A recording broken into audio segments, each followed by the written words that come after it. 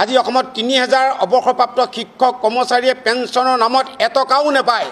এখন কল্যাণকামী ৰাজ্যৰ কাৰণে এই ৬০, ৭০, ৭৫ বছৰ বয়সত আমি আন্দোলনৰ কাৰণে ৰাজপথত ওলাই আহিব লগা কথাটো চৰকাৰৰ কাৰণেও লজ্জাজনক আৰু আমাৰ কাৰণেও লজ্জাজনক। আমি পেঞ্চনৰ কাৰণে পেঞ্চনৰ তাৰণত, খোৱাৰ তাৰণত, চিকিৎসাৰ তাৰণত আমি ৰাজপথলৈ ওলাই আহিব লগা হৈছে। কি দুৰ্ভাগ্যজনক কথা! ইয়াতকৈ আৰু কিবা দুৰ্ভাগ্যজনক কথা থাকিব পাৰে নেকি? আঁচনি যিমানেই নিদিয়ক, এইসকল শিক্ষকৰ ক্ষেত্ৰত কি চিন্তা কৰিছে? আজি এবছৰ দুবছৰ নহয়, ২০১৩ চনৰ পৰাই অৱসৰপ্ৰাপ্ত হৈছে।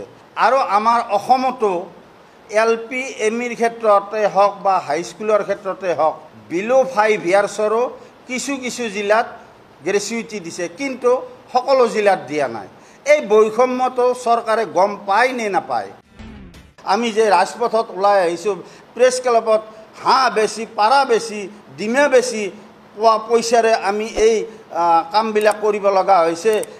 এই কথাবিলাক চৰকাৰে কিয় কাণসাৰ কৰা নাই? আমাক পেঞ্চন দিয়া নাই।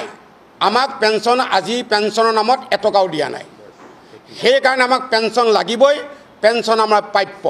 লগতে গ্ৰেচুইটি, কাৰণ NPSতো গ্ৰেচুইটি দিবলৈ গভৰ্ণমেণ্টৰ অৰ্ডাৰ আছে।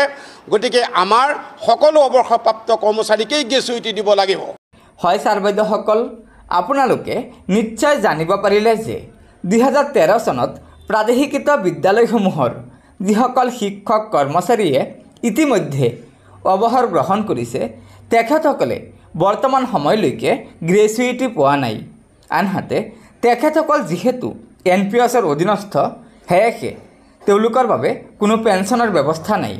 আৰু এই উপৰোক্ত কাৰণসমূহত বৰ্তমান সময়ত তেওঁলোকৰ জীৱন নিৰ্বাহ কৰাটো বহুত কষ্টকৰ হৈ পৰিছে।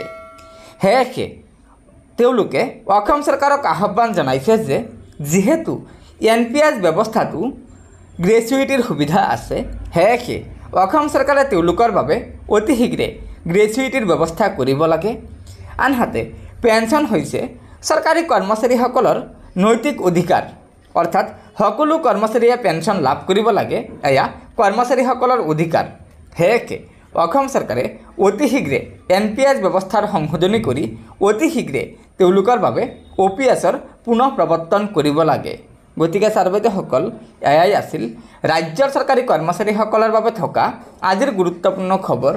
আশা কৰিছোঁ লগৰ বন্ধুবৰ্গক এই ভিডিঅ'টো শ্বেয়াৰ কৰি আজিৰ এই গুৰুত্বপূৰ্ণ খবৰটো জনাই দিব। আৰু নতুনকৈ অহা ছাৰ বাইদেউসকলে অনুগ্ৰহ কৰি আমাৰ এই চেনেলটো ছাবস্ক্ৰাইব কৰি ল'ব। ধন্যবাদ।